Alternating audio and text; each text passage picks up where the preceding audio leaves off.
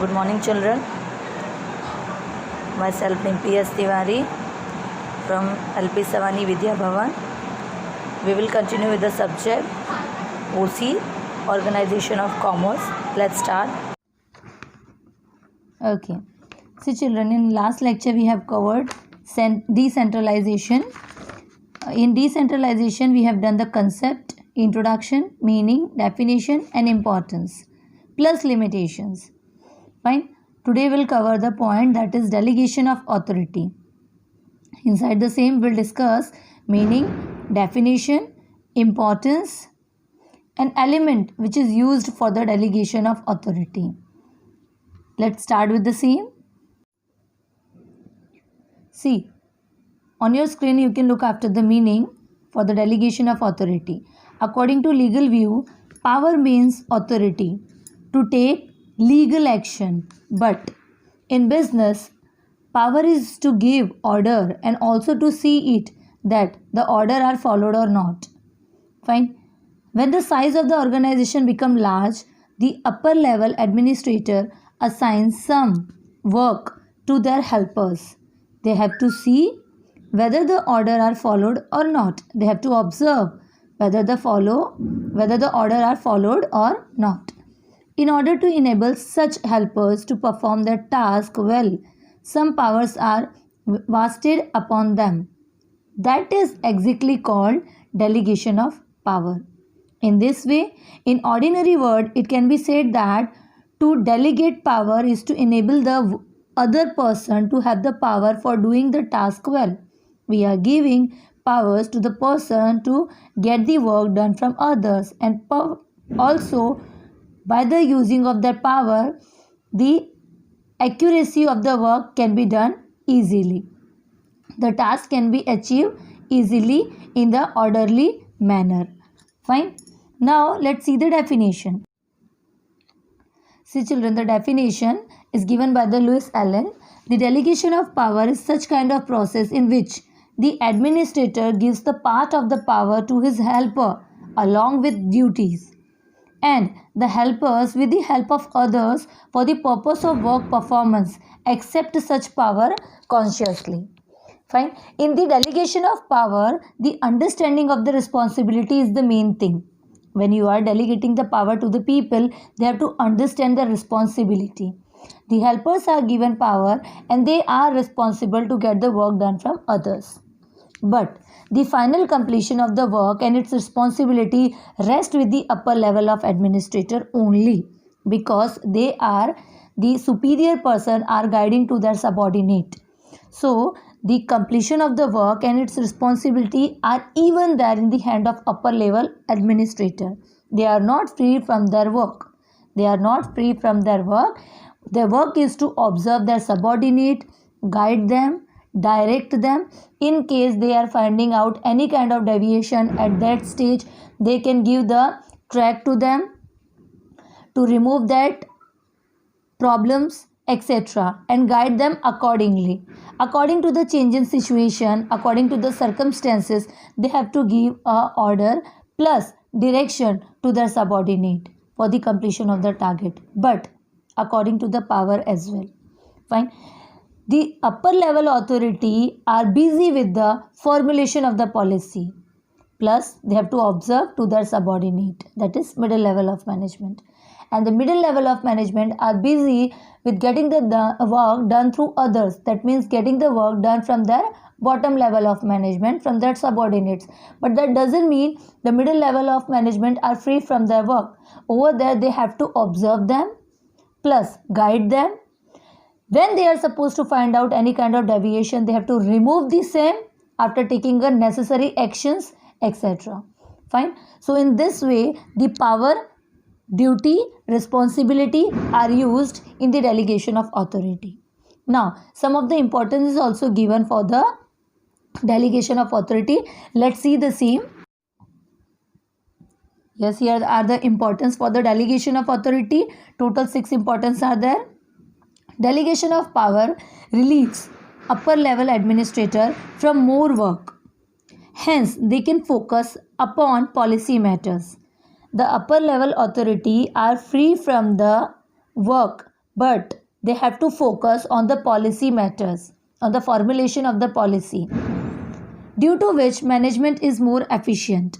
If they are busy with their main work, that means they are increasing their efficiency more and more. Hence, it can be said that power is the key to administration, but delegation of power is the key to organization. Fine. That means power is the key to the administration, but the delegation of power, the division of the power which you are allotting to your subordinate, is the key to the organization for accomplishing the target. Here are the importance. First, work efficient management. Due to delegation of power, the officer working on higher level have less burden of the work. The upper authority are having less burden of work. The routine work are hence distributed, resulted in the focus on the important work, because the other work they have distributed among their subordinate, among their lower level of management. On that basis, they can focus on their important work. At the same time, they can meet the objectives, due to which the business unit get work efficient management. Fine.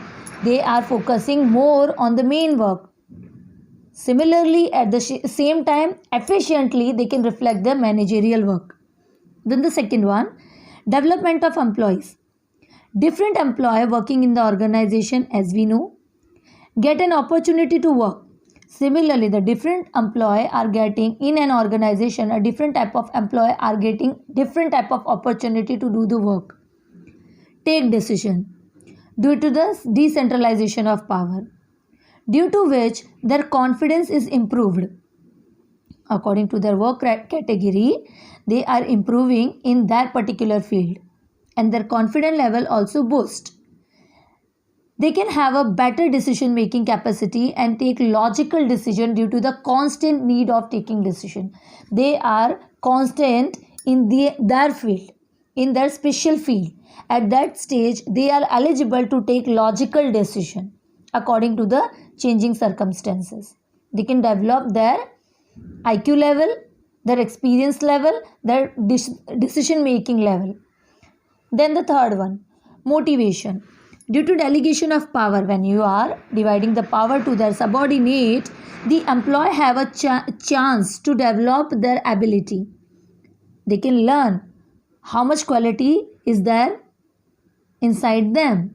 Sometimes it happens, the people don't know about their personal quality when they will get the work. At that stage, they can come to know, oh, I can do this. Is it like that? Fine. So due to which they also gain psychological benefit. Here you can see the psychological changes among your employee.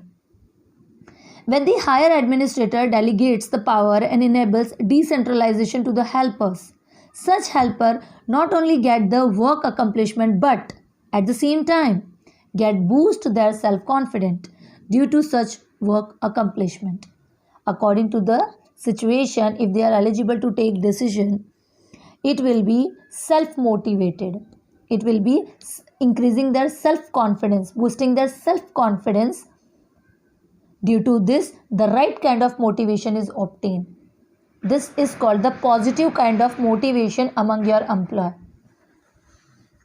Then fourth one, benefit of specialization.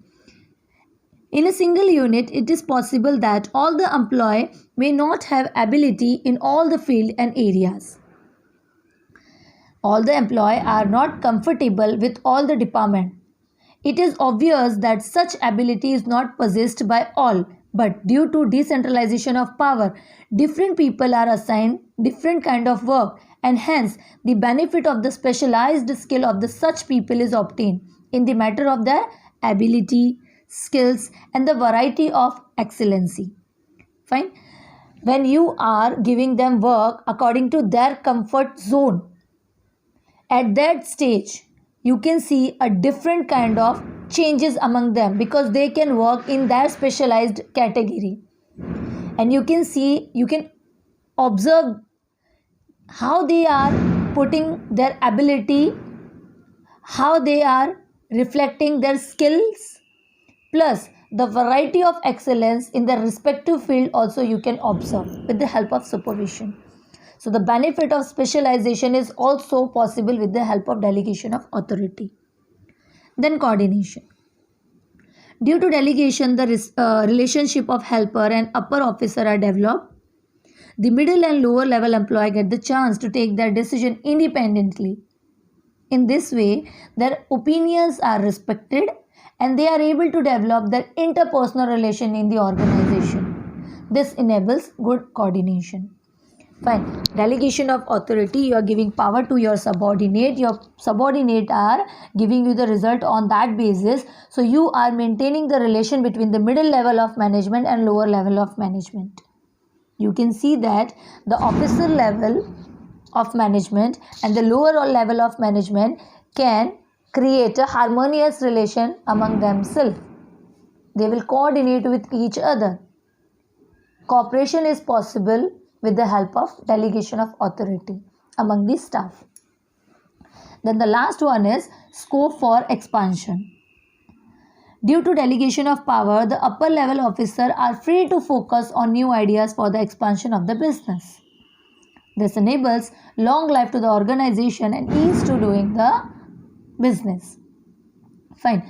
Scope for expansion, if upper level authority are free from the other work and they are focusing on the major work, that is formulation of the policy, maintaining the policy, maintaining the rules and regulation.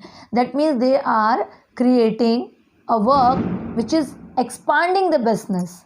Some new idea also comes in their mind because they are stuck with their main work. Similarly, if they are expanding the business, the life of the business will also increases. The life expectancy of the organization will also increases and the ease of doing the business is also created with the help of delegation of authority. The rest of the work they are giving in the hand of lower level of management and middle level of management. At that stage, the upper level of management can focus on the main work. By that, they can expand the business.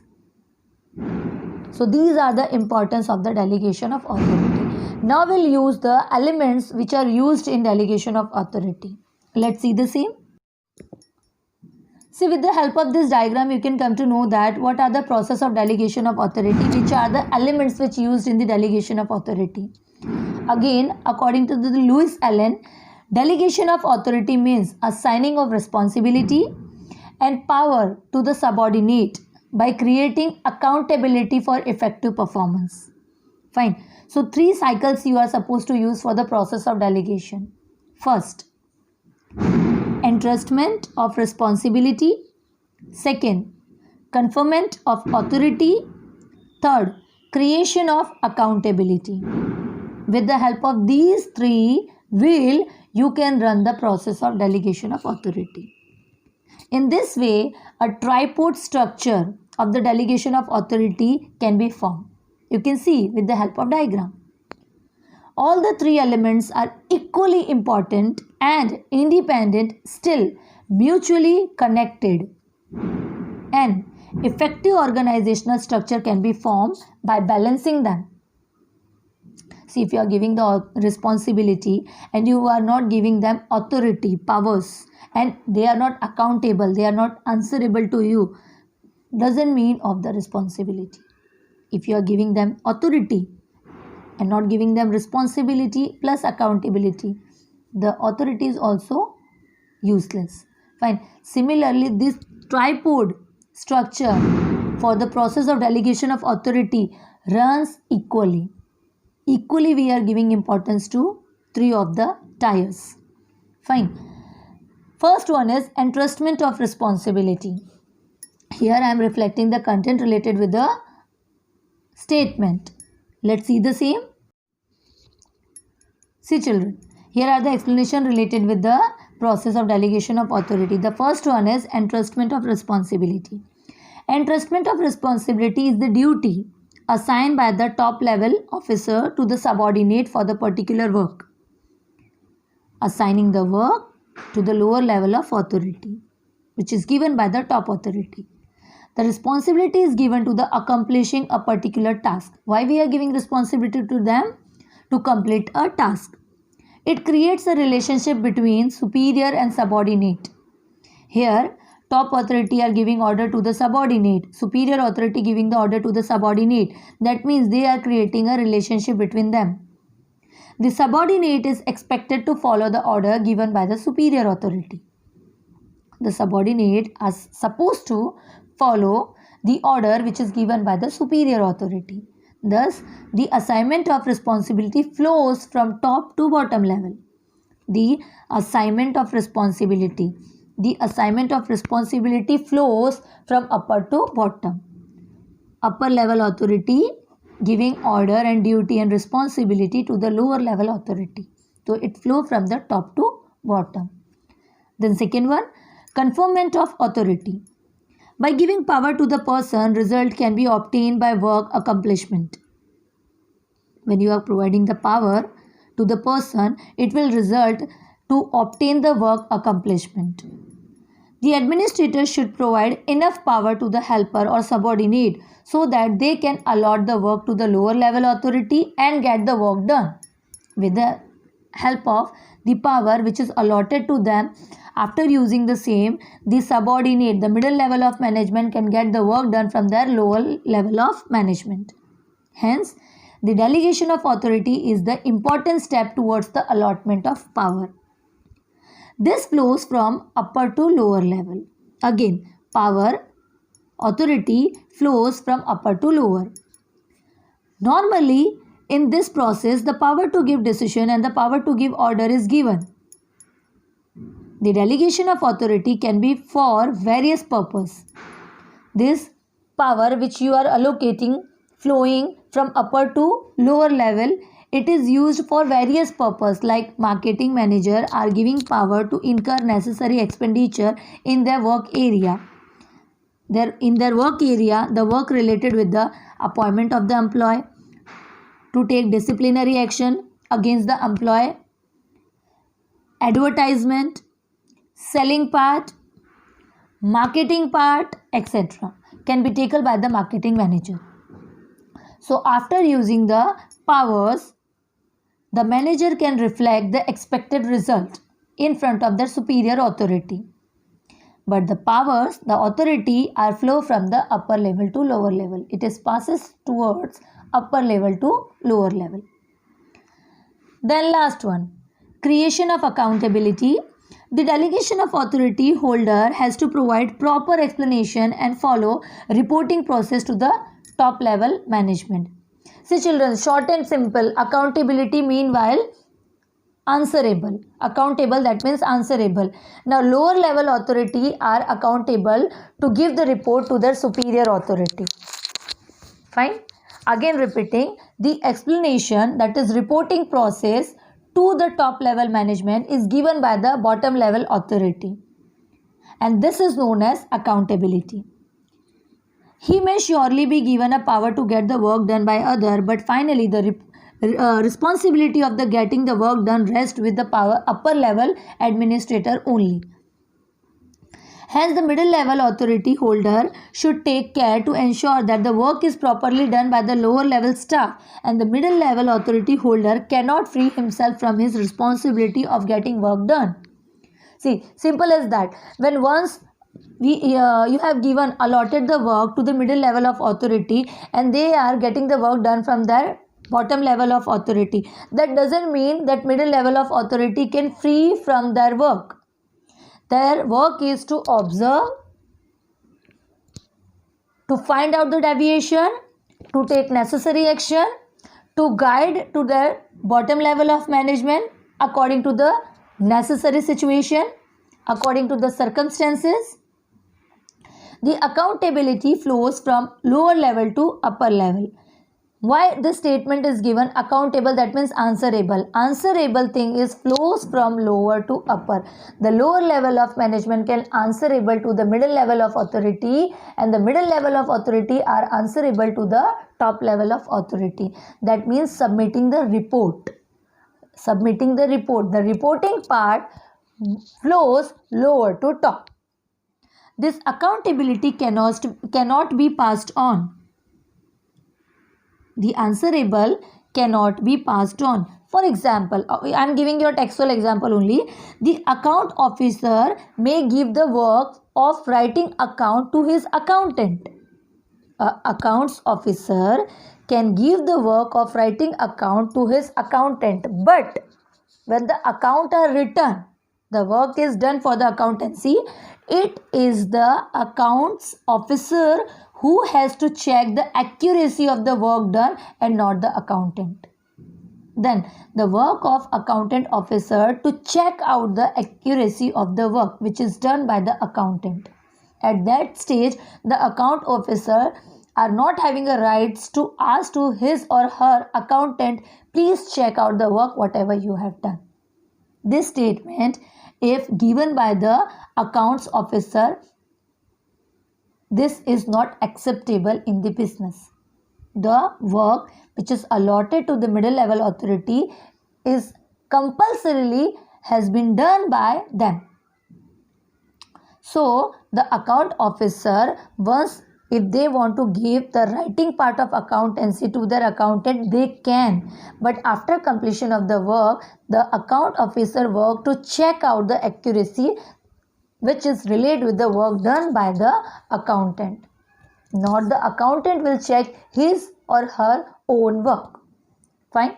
In this way, the answerable part, the accountable part is flow from lower to top. The reporting part flow from lower to top. Fine. So children, with the help of this delegation of authority, today we have done the meaning, definition, importance and the element which are used in the delegation of authority with the help of this diagram. And at my request, kindly reflect this diagram only in your board exam. No need to create the different kind of diagram. Fine. Okay. So we have done this chapter. And in next particular video, we'll start with the staffing process. Thank you for the day, children. Bye-bye.